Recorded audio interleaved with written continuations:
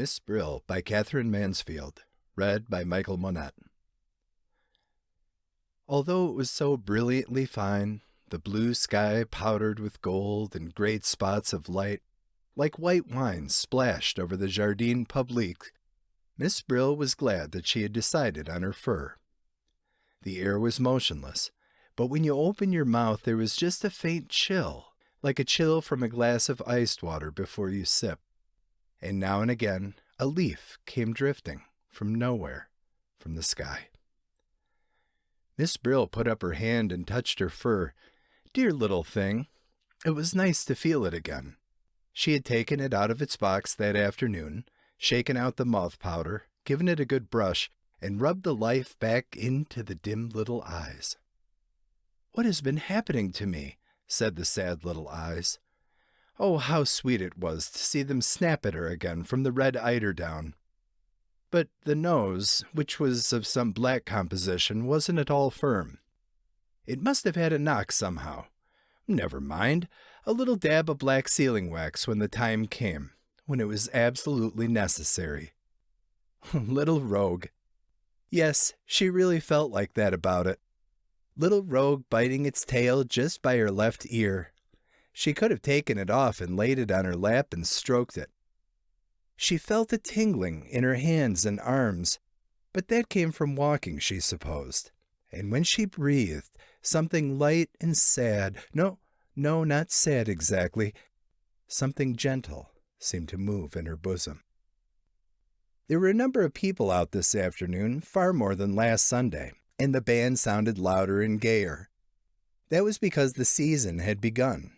For although the band played all the year round on Sundays, out of season it was never the same. It was like someone playing with only the family to listen. It didn't care how it played if there weren't any strangers present. Wasn't the conductor wearing a new coat too? She was sure it was new. He scraped with his foot and flapped his arms like a rooster about to crow, and the bandsmen sitting in the green rotunda blew out their cheeks and glared at the music. Now there came a little fluty bit, very pretty, a little chain of bright drops. She was sure it would be repeated. It was. She lifted her head and smiled. Only two people shared her special seat, a fine old man in a velvet coat, his hands clasped over a huge carved walking stick, and a big old woman, sitting upright with a roll of knitting on her embroidered apron. They did not speak. This was disappointing, for Miss Brill always looked forward to the conversation. She had become really quite expert, she thought, at listening as though she didn't listen, at sitting in other people's lives just for a minute while they talked round her. She glanced sideways at the old couple. Perhaps they would go soon. Last Sunday, too, hadn't been as interesting as usual. An Englishman and his wife, he wearing a dreadful Panama hat and she button boots. And she'd gone on the whole time about how she ought to wear spectacles. Well, she knew she needed them, but that it was no good getting any. They'd be sure to break and they'd never keep on. And he'd been so patient. He'd suggested everything. Gold rims, the kind that curved round your ears, little pads inside the bridge. No, nothing would please her. "They'll always be sliding down my nose." Miss Brill had wanted to shake her. The old people sat on the bench, still as statues. Never mind, there was always the crowd to watch. To and fro in front of the flower beds and the band rotunda, the couples and groups paraded, stopped to talk, to greet, to buy a handful of flowers from the old beggar who had his tray fixed to the railings. Little children ran among them, swooping and laughing. Little boys with big white silk bows under their chins. Little girls, little French dolls, dressed up in velvet and lace.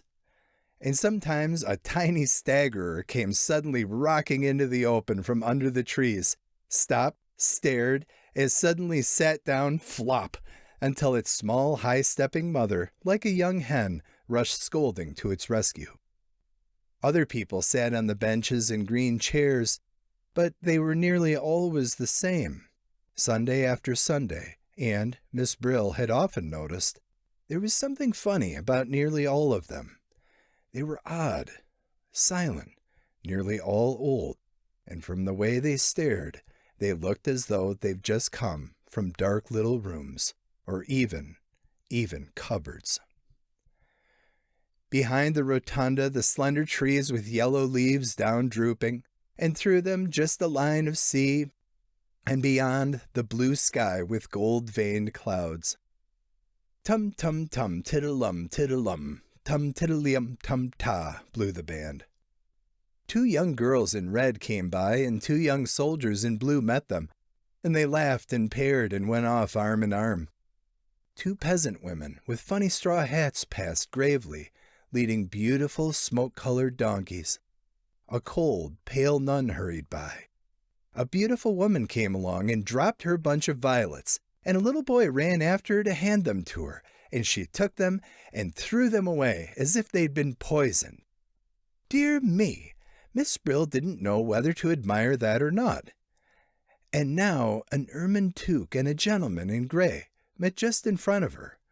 He was tall, stiff, dignified, and she was wearing the ermine toque she'd bought when her hair was yellow. Now everything, her hair, her face, even her eyes, was the same color as the shabby ermine. In her hand, in its clean glove, lifted to dab her lips, was a tiny yellowish paw. Oh, she was so pleased to see him, delighted. Oh, she rather thought they were going to meet that afternoon. She described where she'd been, everywhere, here, there, along by the sea. Oh, the day was so charming, didn't he agree? And wouldn't he, perhaps? But he shook his head, lighted a cigarette, slowly breathed a great deep puff into her face, and even while she was still talking and laughing, flicked the match away and walked on. The ermine toque was alone. She smiled more brightly than ever, but even the band seemed to know what she was feeling and played more softly, played tenderly, and the drum beat the brute, over and over. What would she do? What was going to happen now? But as Miss Brill wondered, the ermine toque turned, raised her hand as though she'd seen someone else, much nicer, just over there, and pattered away. And the band changed again, and played more quickly, more gaily than ever, and the old couple on Miss Brill's seat got up and marched away. And such a funny old man with long whiskers hobbled along in time to the music, and was nearly knocked over by 4 girls walking abreast. Oh, how fascinating it was! How she enjoyed it! How she loved sitting here, watching it all! It was like a play. It was exactly like a play. Who could believe the sky at the back wasn't painted? But it wasn't till a little brown dog trotted on solemn and then slowly trotted off, like a little theater dog, a little dog that had been drugged, that Miss Brill discovered what it was that made it so exciting. They were all on the stage. They weren't only the audience, not only looking on. They were acting. Even she had a part and came every Sunday. Well, no doubt, somebody would have noticed if she hadn't been there. She was part of the performance, after all. How strange she'd never thought of it like that before. And yet, it explained why she made such a point of starting from home at just the same time each week, so as not to be late for the performance. And it also explained why she had quite a queer, shy feeling at telling her English pupils how she spent her Sunday afternoons. No wonder Miss Brill nearly laughed out loud. She was on the stage. Well, she thought of the old invalid gentleman to whom she read the newspaper 4 afternoons a week while he slept in the garden. She had gotten quite used to the frail head on the cotton pillow, the hollowed eyes, the open mouth, and the high-pinched nose. If he'd have been dead, she mightn't have noticed for weeks. She wouldn't have minded. But suddenly he knew he was having the paper read to him by an actress. An actress! The old head lifted, 2 points of light quivered in the old eyes. An actress, are ye? And Miss Brill smoothed the newspaper as though it were the manuscript of her part, and said gently, Yes, I have been an actress for a long time. The band had been having a rest, now they started again. And what they played was warm, sunny, Yet there was just a faint chill, something, what was it? Oh, not sadness, no, not sadness, something that made you want to sing. The tune lifted, the light shone, and it seemed to Miss Brill that in another moment all of them, all the whole company would begin singing. The young ones, the laughing ones who were moving together, they would begin, and the men's voices, very resolute and brave, would join them. And then she too, and the others on the benches, they would come in with a kind of accompaniment, something low that scarcely rose or fell, something so beautiful, moving. And Miss Brill's eyes filled with tears, and she looked smiling at all the other members of the company. Yes, we understand, she thought. Though what they understood, she didn't know. Just at that moment, a boy and girl came and sat down where the old couple had been. They were beautifully dressed. They were in love. The hero and the heroine, of course, just arrived from his father's yacht.